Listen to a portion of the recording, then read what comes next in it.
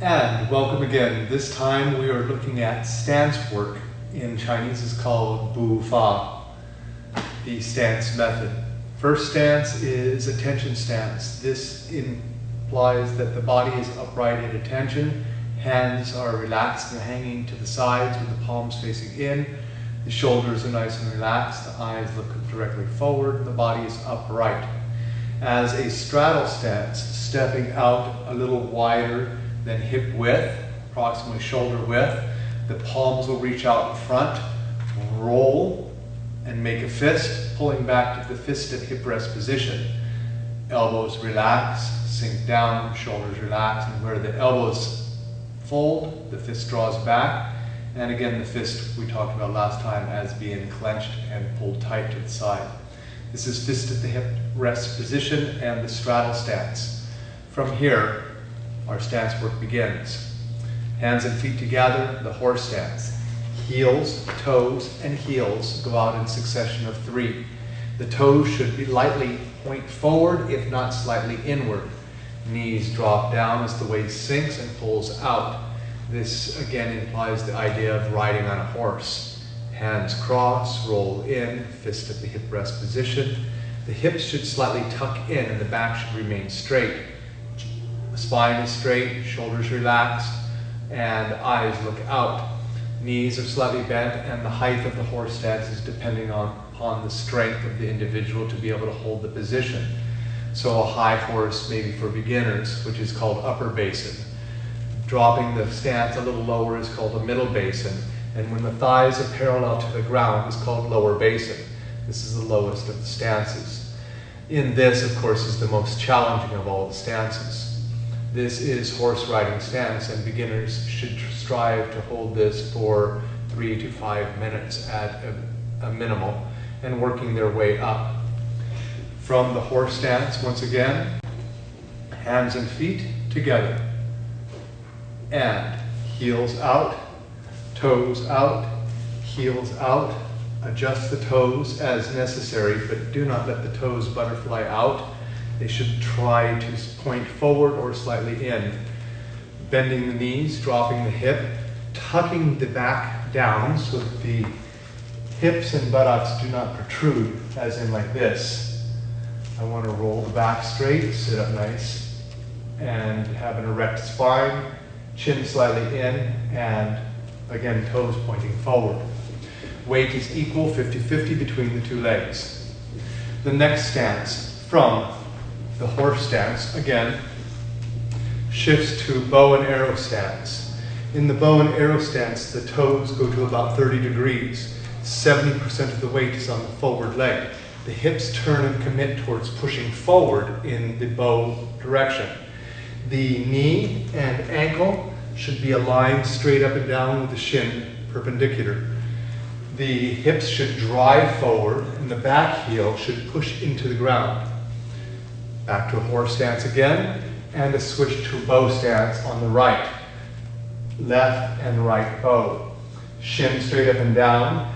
From the eyesight, across the knee to the tip of the toe, there should be a clear line to be able to see the toe. If I can't see the toe, the knee is too far forward and thus I'm straining my knee. Pull this back, look down, you can see the toe clearly. The point of the hip is turned and pushed and committed towards the forward direction.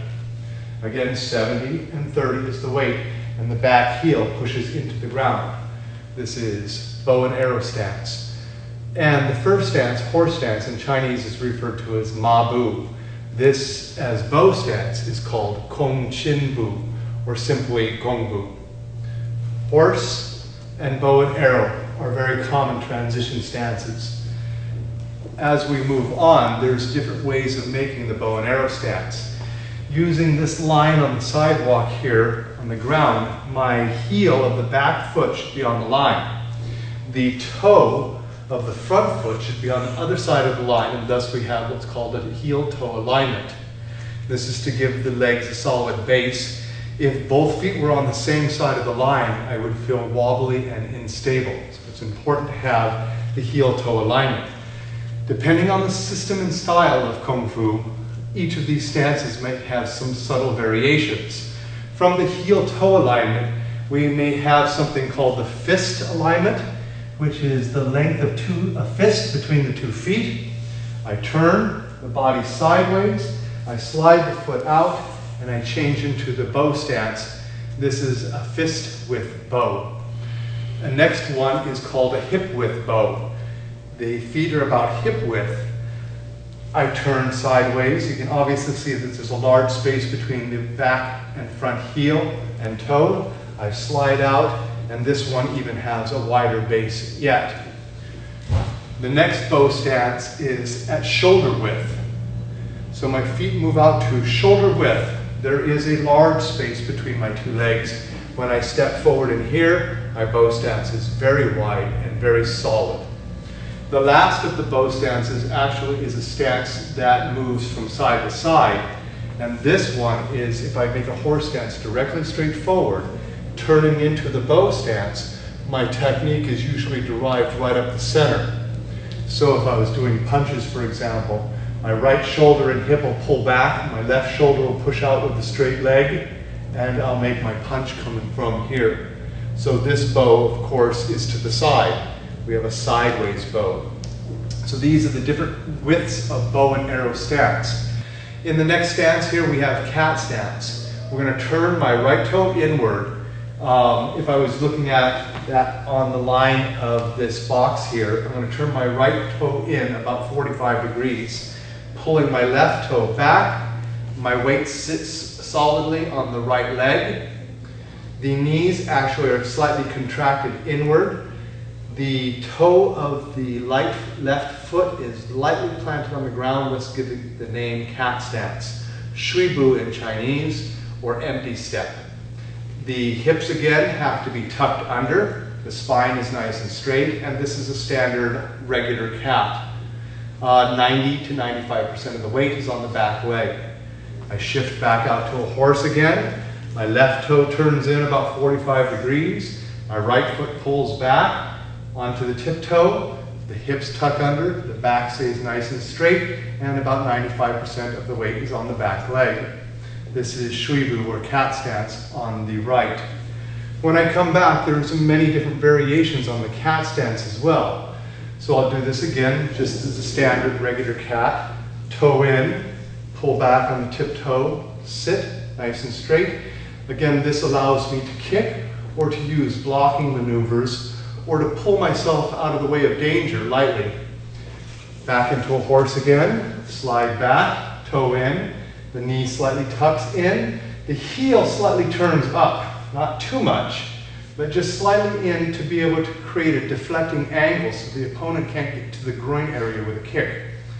The back stays nice and straight and tucks up. From here, horse again, high cat stance, standing straight up.